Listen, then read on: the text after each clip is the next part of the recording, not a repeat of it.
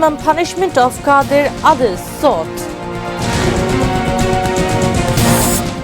Power situation to improve, State Minister.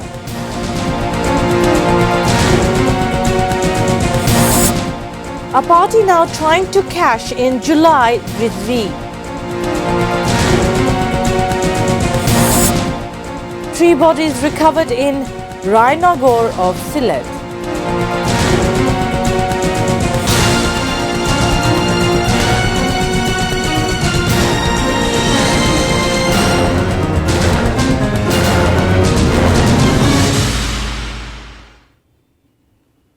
Those were the headlines. Good evening, viewers. I'm Nafisa Nawal with English Bulletin. Prosecution has sought maximum punishment of Awami League General Secretary Ubaidul Qadir and 6 other top leaders of Jubo League and Chhatru League for mayhem to suppress July mass uprising of 24. All of them are now at large. The other accused persons of the case are Awami League's Joint General Secretary AFM Bahauddin Nasim, former State Minister for Information, Muhammad Ali Arafat, Jubo League President Fazl Islam Sporosh, General Secretary Moinul Hussain Khan, Nikhil, Chhatru League President Saddam Hussain and General Secretary Asif Inan. All accused persons are now at large. The prosecution completed its 6-day arguments before a 3-member International Crimes Tribunal 1 headed by Justice Nazrul Islam Chaudhary on Wednesday. Chief Prosecutor Muhammad Aminul Islam said all the 7 accused have committed severe crimes, so they should be given maximum punishment. Later, Defence Counsel Hassan Imam started his arguments.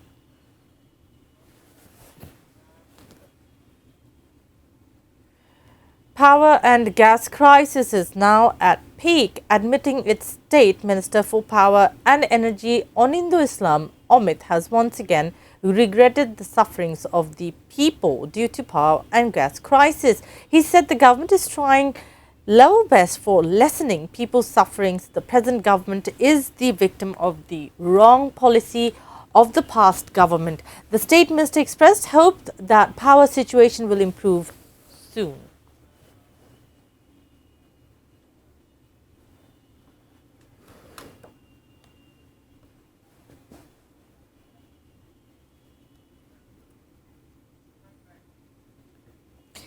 A party that had taken stance against the people of the country in all democratic movements, including the Liberation War, is now trying to cash in the benefit of July movement.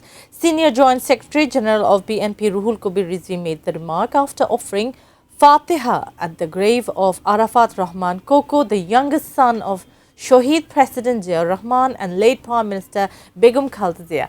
Ruhul Kabir Rizvi, flanked by some BNP leaders, went to Koko's grave in Bonani on Wednesday on the occasion of his 57th birthday. The BNP leader said Sheikh Hasina hatched all sorts of conspiracy to finish the family of Shahid President Zia Rahman.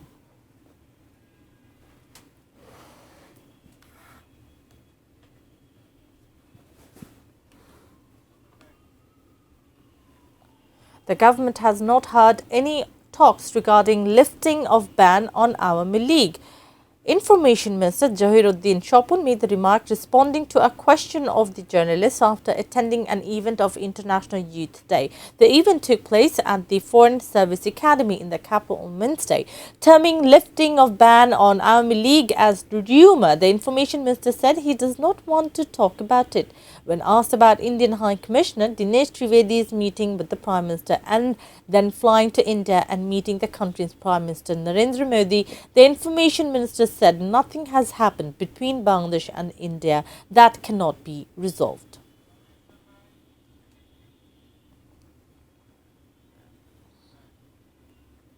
Bodies of an elderly man, his wife and domestic aid recovered from a house at Mitali residential area in the Rainagor area of Sylhet on Wednesday. The neighbours sensed something suspicious as no one from the house number 111 opened the door till 10 a.m. Wednesday. They called 999.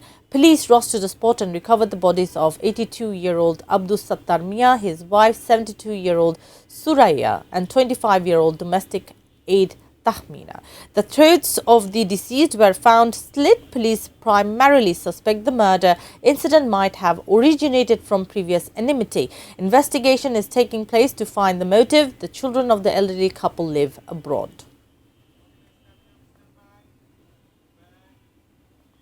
Now a short break. We will be back soon with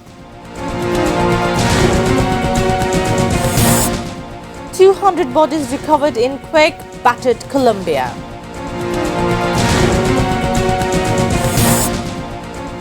Tigers all set for first test on Aussie soil after 23 years.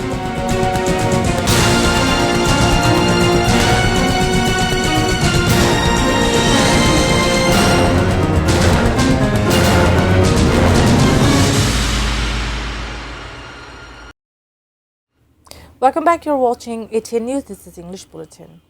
Many development projects have been curtailed in the budget to give respite to the downtrodden and low-income people of the society. Finance Minister Amir Khosru Mahmood Chaudhary made the remark in his address to the concluding ceremony of three-day SDG conference at Bangladesh-China Friendship Conference Centre on Wednesday. He said government has undertaken different social safety net projects and putting emphasis on creative economy to utilise the potential of every citizen of the country.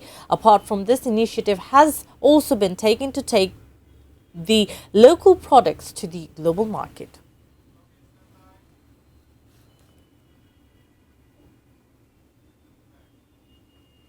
Now, news around the world.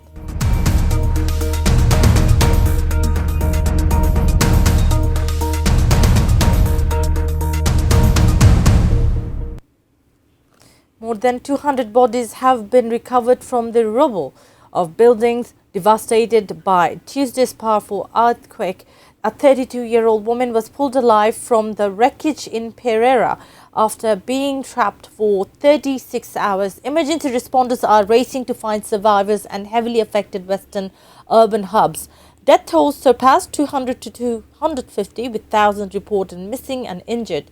Major building collapse and infrastructure damage occurred in Cali, Pereira and Manizales. The government declared a national disaster and world leaders have offered assistance. USA allocated $15.5 million as emergency relief aid, and the Inter-American Development Bank granted $50 million for reconstruction. US-Iran have agreed to extend a ceasefire ahead of the expiration of the 60-day deadline under Islamabad MOU.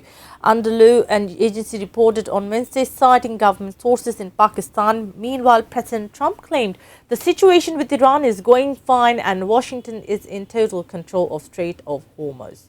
Speaking to reporters, the joint base atnnews, Trump told US forces are in total control of Hormuz Strait.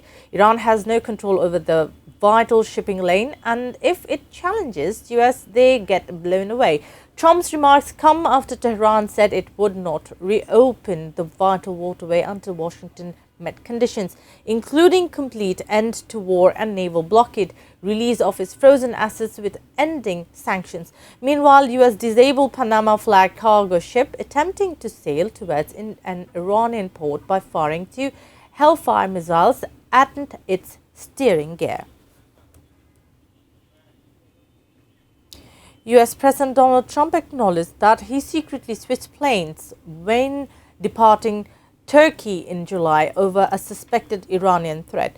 Trump confirmed he switched planes during his recent Turkey trip after US Secret Service and the military advised him to do so over a suspected threat. In X platform, Trump stated he goes by US Secret Service and the military and followed what they say. Trump was discreetly moved from Air Force One to a smaller C-32A aircraft amid concerns of a possible attack linked to Iran.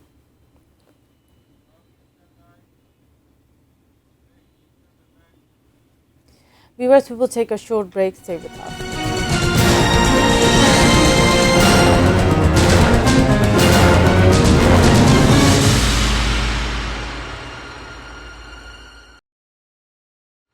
Welcome back. You're watching English Bulletin, now sports news.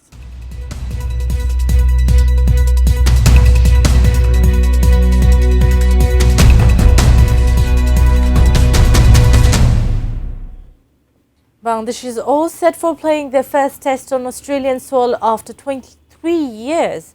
First match of the two-match test series will begin in Darwin at Bangladesh time 6 a.m.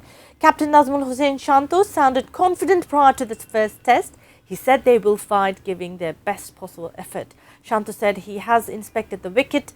Some changes could be brought into the 11, seeing the condition on the day of the match. He said final 11 will be decided after inspecting the wicket once again before the starting of the match.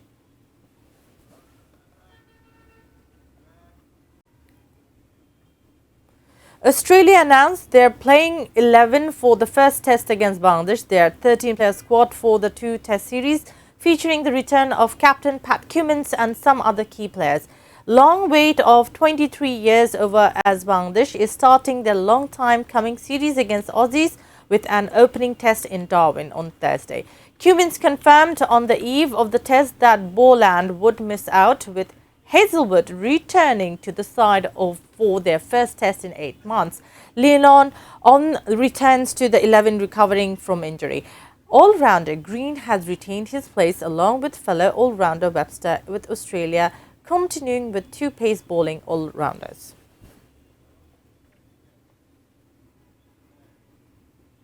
Before ending the bulletin, top stories once again. July Mayhem maximum punishment of Qadir, others sought. Power situation to improve, State Minister.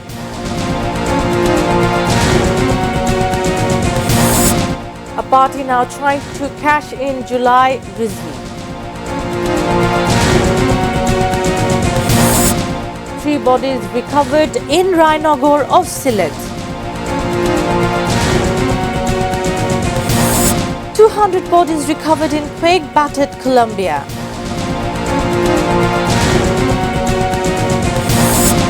Tigers all set for first test on Aussie soil after 23 years.